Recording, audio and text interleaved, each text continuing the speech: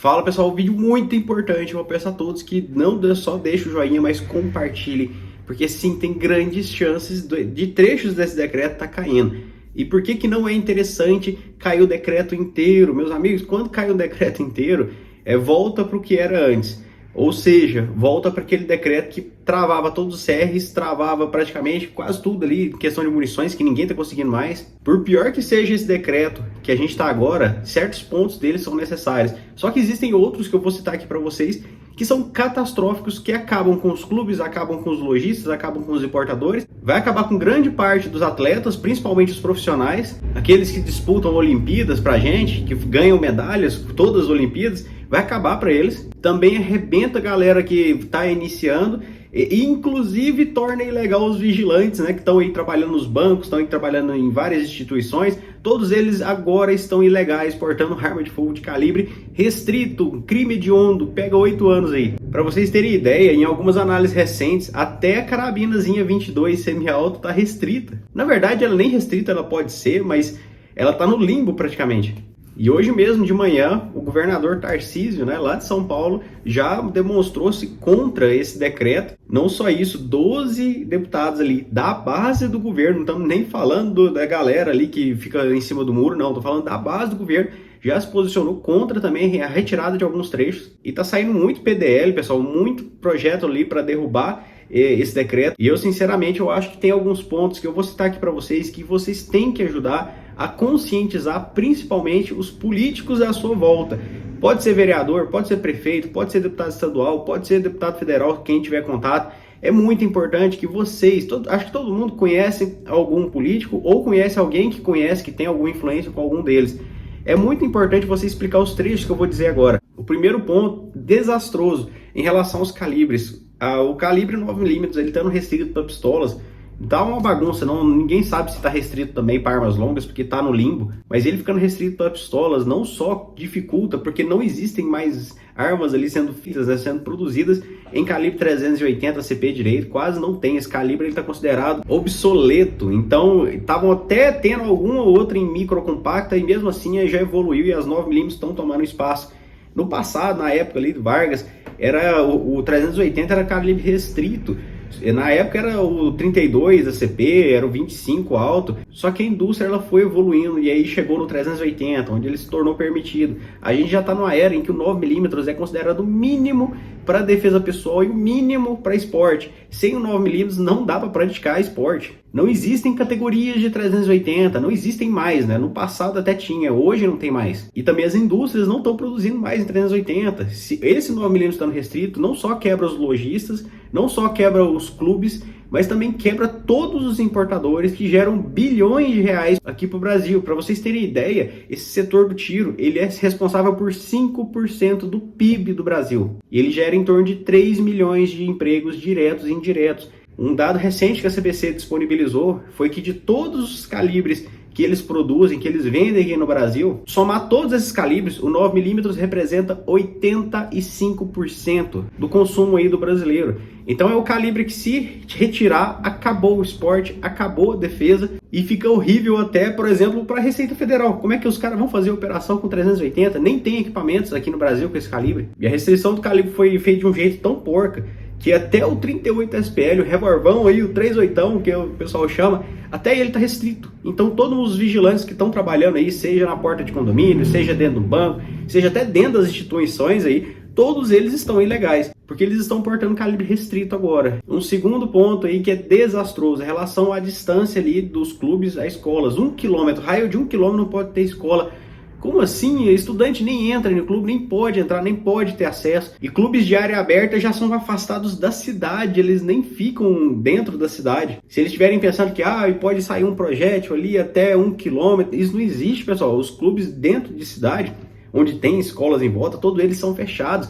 Você pode tirar no teto, nas paredes, tudo quanto é lugar, não vai sair nada. E a entrada de estudantes é proibida, não pode. Mas por que colocaram essa regra? Pessoal, não existe outra intenção a não ser fechar todos os clubes. Para vocês terem uma ideia, em Goiânia, 18 clubes serão fechados. Quantos clubes tem dentro de Goiânia? 18. Todos eles vão fechar. Por conta de um artigo que não faz sentido, não tem base científica, não tem técnica nenhuma e muito menos traz segurança para qualquer pessoa. Um outro ponto em relação aos CACs, que praticamente torna inviável de você ser CAC, é a questão das habitualidades por calibre, a questão das competições, pessoal. Eu já peço aqui desculpas a vocês. Há tanta interpretação, as palavras ali foram tão mal usadas que geram várias interpretações. Quando eu disse que seria, o decreto ele tem um trecho lá que fala que vai contar as competições por evento. Isso pode ser interpretado da forma como eu disse, mas também pode ser interpretado de outra forma menos ruim. Então vai caber ao exército interpretar isso daí. Mas é aquela coisa, eles podem interpretar exatamente da forma que todo mundo está interpretando. Mas enfim, em relação à habitualidade por calibre, pensa o cara que tem 5 calibres, tem que fazer 100 habitualidades, tem que fazer 30 competições. Isso torna quase que inviável. O cara que vai entrar agora no esporte, ele só tem acesso, o nível 1 e o nível 2, ele só tem acesso a calibres permitidos, só 380. Ele vai competir em quê? E aí ele tem que ficar um ano fazendo habitualidade, competição para chegar para o nível 2. Depois desse nível 2, ele vai ter que ficar fazendo mais habitualidades com esses equipamentos para chegar aí finalmente no nível 3 e ter acesso a 4 equipamentos de calibre restrito, que aí sim entra o 9mm, que aí sim existem modalidades para finalmente essa pessoa tendo acesso a 6.000 munições, que é a mesma coisa que nada para quem vai ser atleta. Isso vai inviabilizar atletas de chegar em um nível mais elevado para disputar internacionalmente, de tão absurdo que ficou essa regra. E o pior eu deixei para o final, o pior que muita gente não está notando. Tem uma regra lá no decreto que eu tinha passado desapercebido dela, em relação que não pode estar alterando, para você tem uma arma ali no seu acervo de atirador, você não poderia estar passando para o de colecionador. Isso aí, o que acontece? Tem um artigo nesse decreto que retroage a validade dos CRAFs, do certificado de registro de arma de fogo. Ou seja, os CRAFs estavam saindo com 10 anos. Vamos supor que você tem um monte de CRAF aí de 9 anos de validade. Vai cair para 3. Sim, quem já estudou direito aí, quem está no segundo ou terceiro período de direito, como assim retroagir? Mas está lá no decreto que vai retroagir.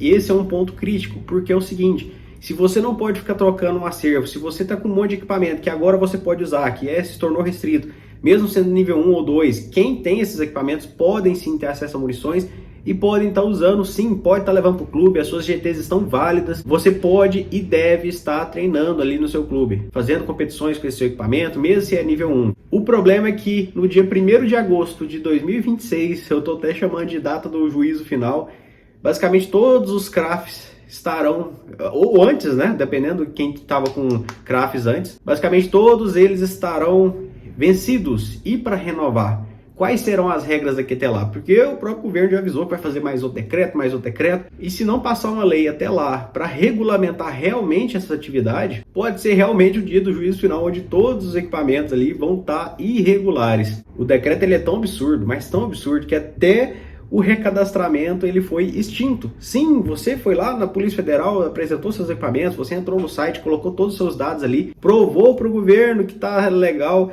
e aí aquela narrativa, né, que alguns falam de os CACs estão alimentando o crime organizado, foi 99,65% de armas recadastradas, ou seja, 0,35% não foi recadastrada. Lembrando que teve uma galera imensa que saiu CRAF minutos antes de acabar o recadastramento, nem ficou sabendo. Então você pega esse 0,35%, se for apurar quantos realmente não recadastraram, é um número muito menor do que esse. Eu queria agradecer todo mundo que fez o recadastramento, vocês derrubaram a maior narrativa deles. Assim como também existe aquela narrativa que o brasileiro não quer armas. Houve aí o referendo, tem pesquisas saindo que eles não estão divulgando essas pesquisas porque o resultado está dando muito a favor de se ter armas. Eu peço a todos que conversem com os políticos que você conheça, ou se tiver amigo que conhece, tenta fazer alguma coisa, não fique parado. Se você ficar parado, se você desistir, a gente vai perder. E o negócio está ganhando força mais do que eu imaginei que poderia ganhar. Só que isso não é o suficiente. Você tem que conversar, tem que explicar que esse decreto, trechos dele, destroem o esporte, destroem várias famílias. Pessoal, vocês não têm noção do que os donos de clube estão passando. Todo dia eu tô vendo dono de clube chorando, pessoal, chorando mesmo, porque investiu tudo que tinha. Teve dono de clube que tirou os filhos da escola porque não consegue mais pagar a escola para os meninos. Teve dono de clube que vendeu o único carro que tinha, todos os bens que tinha, para estar se mantendo seu único negócio, que são os clubes ou as lojas. Pessoal, estão falando de famílias, essas pessoas vão passar fome, essas pessoas estão perdendo o único sustento delas. E não só isso, você está perdendo o seu direito de praticar um esporte, de poder se defender. Porque se continuar esses calibres aí tudo restrito, pessoal, não tem mais equipamentos em 38 SPL, até que tem um ou outro. Agora em 380 tem tanto absurdo nesse decreto, isso não pode ficar do jeito que está. E é muito importante você deixar isso claro. Quem não fizer algo agora será lembrado no ano que vem. E faça campanha contra quem não ajudou. Lembre-se bem desses detalhes. É hora de conversar com eles e fica inscrito aqui no canal, se inscreva se você chegou por agora, porque eu vou estar destrinchando mais coisas aqui com vocês, vou estar chamando especialistas aí para estar falando ponto a ponto do decreto, e vocês vão ver o quão absurdo tá esse texto, foi feito às coxas por quem não conhecia da legislação e inviabiliza, fica ruim até para o próprio governo. O negócio dá a impressão de que foi feito na vingança mesmo, viu?